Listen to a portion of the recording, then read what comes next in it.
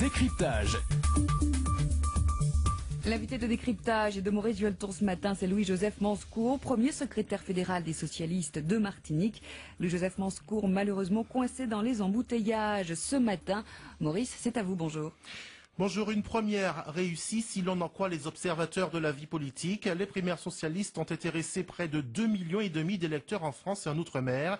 Le deuxième tour met aux prises François Hollande et Martine Aubry. Bonjour Louis-Joseph Manscour. Bonjour M. Vuelton, bonjour aux auditeurs de Martinique Première. Vous êtes le premier secrétaire fédéral en Martinique. Ce matin, François Baroin, membre du gouvernement, emboîtait le pas à Jean-François Copé, secrétaire général de l'UMP. Il manque encore des réticences sur ce scrutin. Ils insistent sur le fait que le message socialiste pour gouverner la France est encore flou. Que dites-vous aux personnalités de l'UMP qui parlent ainsi encore ce matin? Bon, on attend moins de M. Barouin, qui est quand même membre du gouvernement de M. Sarkozy. Mais il y a une chose qui est certaine, c'est que, qu'on le veuille ou pas, c'est un succès pour le Parti socialiste et pour la gauche tout entière.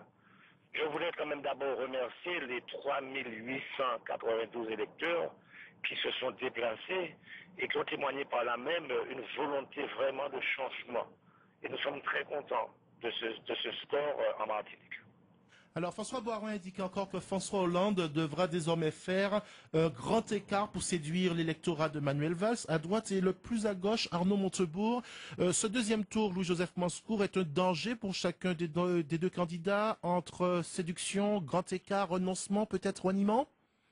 On oublie une chose, c'est que les socialistes ont voté un projet, voté à l'unanimité. Nous avons un socle.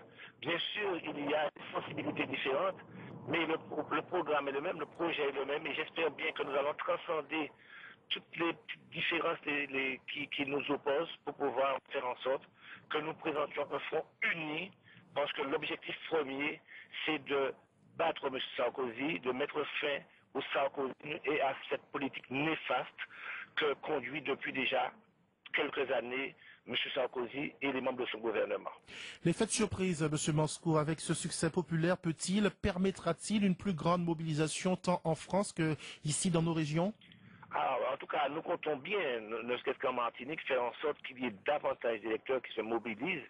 Nous étions 4 000, j'espère bien que nous serons 8 000, 10 000. En tout cas, nous allons tout mettre en œuvre pour que les électeurs viennent voter samedi 15 prochain. Alors, il s'agit pour les socialistes, vous l'avez rappelé, Monsieur Manscour, de désigner celui qui aura pour mission par la suite de sortir Nicolas Sarkozy d'Élysée. Entre nous, quelle est la meilleure recette? Quelle est-elle cette recette? Il faut radicaliser un discours avec un coup de volant à gauche ou bien être ce qu'on appelle borderliner avec des propos plus libéraux au risque de vendre son âme?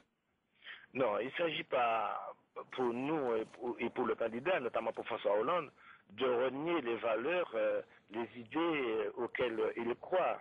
On ne va pas vendre son âme pour un plat de lentilles. Non, je pense qu'il faut garder cette ligne. Il faut prôner le rassemblement à gauche. Et je suis presque sûr que tous les hésitants, tous ceux qui aujourd'hui parlent comme les Mélenchon, comme Montebourg aussi, eh bien nous saurons nous retrouver le moment venu pour faire triompher la gauche, parce que 15 ans, ça fait beaucoup, et le moment est venu pour que nous ayons une autre politique, une politique en faveur des plus démunis. Regardez ce qui se passe au niveau des banques, regardez ce qui se passe au niveau des retraités, le déremboursement des médicaments.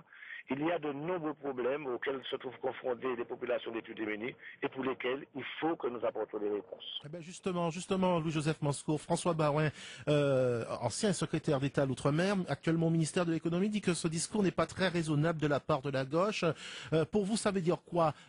Parler langage gauche, ça veut dire quoi? Plus de moyens dans les hôpitaux, dans les écoles, plus de moyens pour combattre l'insécurité, mais ça va demander beaucoup d'argent, vu dans ce contexte actuel. Que pouvons-nous faire là-dessus, selon vous? Alors, ce qui me plaît surtout, c'est pourquoi je vote François Hollande, c'est parce qu'il ne tient pas un discours démagogique. Il dit la vérité aux Français. Nous savons bien que nous sommes confrontés à des difficultés, que des choses ne sont pas faciles, les caisses de l'État sont vides. Mais je pense qu'il faut savoir aller chercher l'argent. Il y a des moyens. Les 15 milliards donnés de manière gracieuse au grand capital. Je pense que là, on peut puiser les 7,5 milliards là aussi donnés aux restaurateurs, alors qu'on n'a pas vu le prix, le coût du repas baisser, ni on n'a pas vu la création d'emplois. Il faut taxer le capital. Il n'est pas normal que nous puissions avoir une politique où les gens deviennent de plus en plus riches, les gens gagnent de l'argent, ne paient pas des impôts et d'autres souffrent. Il y a une autre politique, une alternative. Eh bien, c'est cette politique, c'est cette alternative à laquelle je souscris et que beaucoup de Martiniquais et de Français souscrivent. Louis-Joseph Monscour, pensez-vous que mercredi, lors de l'ultime débat entre les deux candidats encore en liste, pensez-vous qu'on va rentrer dans des questions davantage de fond? Eh bien, oui, je pense beaucoup. Je crois fermement, en tout cas. Hein.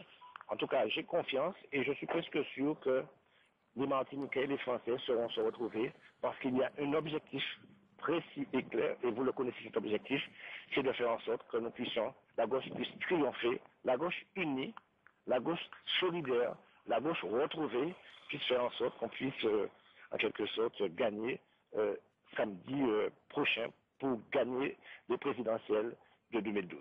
Alors samedi le vote en Martinique et puis le lendemain en France.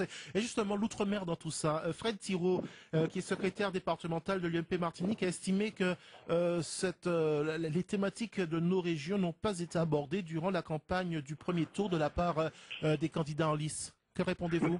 Alors, monsieur Thirault est très mal informé. Il ne suit pas l'actualité parce que ce qu'il faut savoir, c'est que c'est la première fois de l'histoire que le Parti socialiste organise un forum concernant les Outre-mer où tous les élus d'Outre-mer étaient représentés, toutes les politiques étaient représentées et nous avons 36 propositions qui ont été identifiées. Donc je lui dis simplement que je lui enverrai les documents des propositions en sorte qu'il puisse bien les lire. Alors, dans ce contexte, comment mobiliser davantage pour passer de 3900 électeurs au double de ce chiffre en quelques jours? Excusez-moi, je souris un peu, monsieur Monscour, puisque vous venez d'arriver dans ce studio, que vous raccrochez votre téléphone et que vous êtes désormais au micro. Alors, dans ce contexte, Louis-Joseph Monscour, comment mobiliser davantage pour doubler le nombre d'électeurs que vous avez eu samedi dernier? Eh bien, il est certain, il faut que tous les militants soient sur le terrain, il faut que nous tous nous allons sur le terrain, convaincre les Martiniquais et les Martiniquais. Ils étaient déjà suffisamment nombreux, contrairement à ce qu'on nous dit, pour que nous soyons 10 000, 12 000, pour donner une victoire à la gauche, donner une victoire, ici je le sais vraiment, surtout une victoire à François Hollande, qui va incarner ce changement.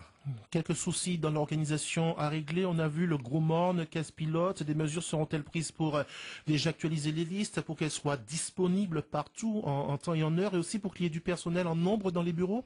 Oui, justement, je veux présenter nos excuses aux populations de Casse-Pilote et du Goumonde. Là aussi, nous n'avons pas reçu les listes d'émargement, il faut le dire, puisque tout a été préparé par la métropole et nous avons reçu les kits fermés, cadenassés. Donc, par conséquent, aujourd'hui, nous allons tout mettre en œuvre pour que ça se passe mieux. Toutes les voix sont importantes, seront importantes, Louis-Joseph Monscour. Vous pensez que ça se jouera à quelques voix près, ce scrutin de samedi prochain? Il est certain qu'il y a quand même 8 points d'avance. Il faudra bien cavaler pour que la victoire soit du côté de François Hollande. En tout cas, c'est ce que je souhaite personnellement. Un mot quand même de Ségolène Royal, qui est un peu considérée comme l'enfant du pays. Vous avez vu comme tout le monde les larmes qu'elle a versées lors de la proclamation des résultats. C'est quelque chose qui vous a touché?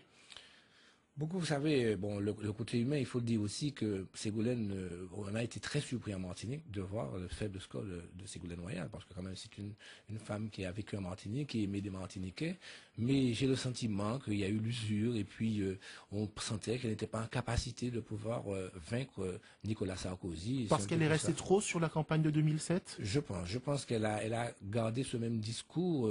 Elle est sincère, mais ce discours-là ne suffit pas pour pouvoir battre Sarkozy. Et les Français et les Martiniquais ont pensé qu'elle n'avait pas les chances de battre Sarkozy et qu'il fallait qu'on fasse un autre choix. Et ce choix qui a été fait. En tout cas, on aura besoin d'elle. Elle est quand même très compétente. Elle a des idées. Elle a surtout une énorme cote d'amour ici en Martinique. Tout à fait. Et nul doute qu'elle apportera sa contribution comme les autres membre du parti politique français fera aussi, les autres feront pour pouvoir faire en sorte qu'on puisse faire avancer la France et la Martinique et les Outre-mer. Dernière question, Louis-Joseph Manscour, comment allez-vous organiser cette campagne au cours des 4-5 prochaines soirées?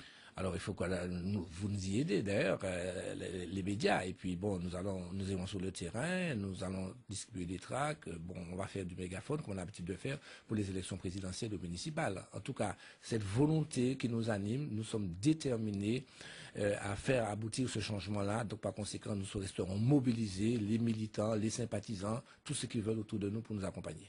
Et on le rappelle, le deuxième tour de l'élection, ce sera samedi prochain de 9h à 19h dans la quarantaine de bureaux contre la Martinique. Et puis surtout, le rendez-vous pour tous ceux qui sont passionnés par la classe politique, c'est ce débat en télévision, sur France Télévisions, mercredi 20h40 si j'ai bonne mémoire. Merci d'avoir été ce matin avec nous. Louis-Joseph Manscour, d'abord par téléphone et puis ensuite en direct dans ce studio. Bonne journée.